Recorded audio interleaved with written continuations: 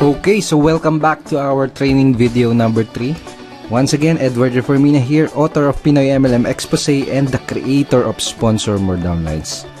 Una sa lahat, gusto ko magpasalamat sa lahat ng mga nag-like, sa lahat ng mga nag-comment, at sa lahat ng mga nag-post ng kanilang mga questions. Thank you so much.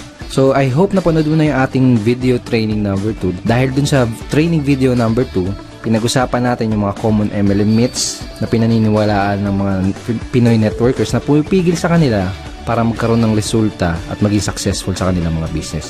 Tinuro ko din doon sa training video number 2 kung paano mo sasagutin yung top 3 most common MLM objections. So ngayong araw na to, in this video, pag-uusapan natin yung pinaka-importanting skill na kailangan mong matutunan as a network marketer.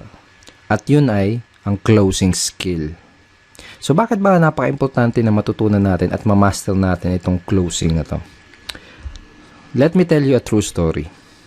Nung unang na-introduce sa akin ang network marketing, naisip ko kagad kung sino-sino yung mga tao na pwede kong matulungan do sa magiging network marketing or MLM business ko.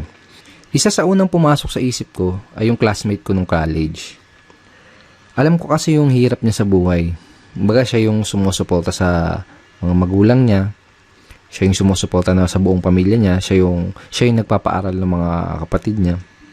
Gustong-gusto ko siyang mapasali sa business ko dahil alam ko na malaki yung maitutulong sa kanya at sa pamilya niya ng opportunity ko. Kaya ang ginawa ko, in-invite ko siya doon sa opportunity meeting ng company namin. Baga, sinet up ko siya ng appointment, nilibot ko siya doon sa opisina, pinakilala ko pa siya doon sa mga ibang partners namin.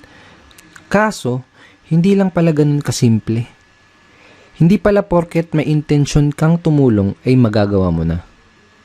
To make the story short, hindi ko siya na-close sa business ko dahil wala pa akong kaalam-alam kung paano mag-close ng prospect. Wala akong kahit anong skill sa pag-close ng mga prospects. So sa madaling salita, hindi ko siya natulungan. Okay? Hindi ko siya natulungan. So kung katulad mo ako, nasa network marketing ako dahil nagustuhan ko yung idea na pwede kang maging successful habang nakakatulong ka din sa ibang tao. Mga sabi nga nila, network marketing is a people helping people business. Tama? Pero ito ang tatandaan mo. Kahit gaano pa kaganda ang intention mo na makatulong, hindi mo magagawang matulungan ang isang tao gamit ang opportunity mo. Hindi mo matutulungan yung mga kakilala, kaibigan o kamag-anak mo hanggat hindi mo siya nai-sponsor o nare-recruit sa business mo. Hindi mo siya matutulungan hanggat hindi mo siya nakuklose. Hindi mo siya matutulungan hanggat hindi mo siya nagiging downline.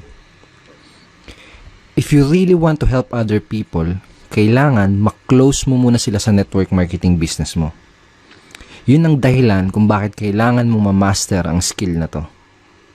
Ngayon may gusto kong ipakita sa'yo. This is Sponsor More Downlines training ebook. This is a 128 pages, very detailed how-to sponsoring training ebook.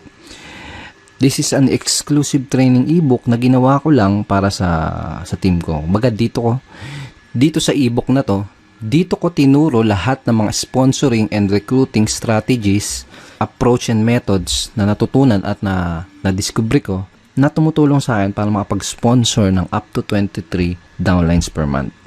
Okay, dito ko rin tinuro yung 5 easy steps of sponsoring. Okay, so very, very detailed siya. Tinuro ko dito mula from qualifying to handling prospect objections and of course up to closing prospects. So sobrang detailed niya. Tinuro ko dito kung ano yung mga linyang ginagamit ko, kung ano yung mga scripts na sinasabi ko. And tinuro ko din dito yung psychology behind those strategies. Kumbaga tinuro ko kung bakit effective yung mga strategies and methods na yun. Tsaka yung mga approach na yun. Okay? And dito sa ebook na to, tinuro ko din yung 3 closing methods na ginagamit ko at ginagamit din ng mga team ko. And in this video, gusto kong i-share sa iyo yung isa doon sa mga closing methods na yun. So, napaka-effective ng mga closing methods na yun, yung mga araw na nakakapag-sponsor ako ng 4 na downlines sa loob lang ng isang araw. Okay? Pero bago ko ituro sa iyo yung isa doon sa mga closing methods na yun, gusto ko munang i-share sa iyo yung mga naging resulta ng mga taong nabahagian at naturuan ko na ng mga strategies at mga approach mula dito sa training ebook na to. Okay, so bali ito yung sinabi ni Arvin J. Basilio from Cebu City.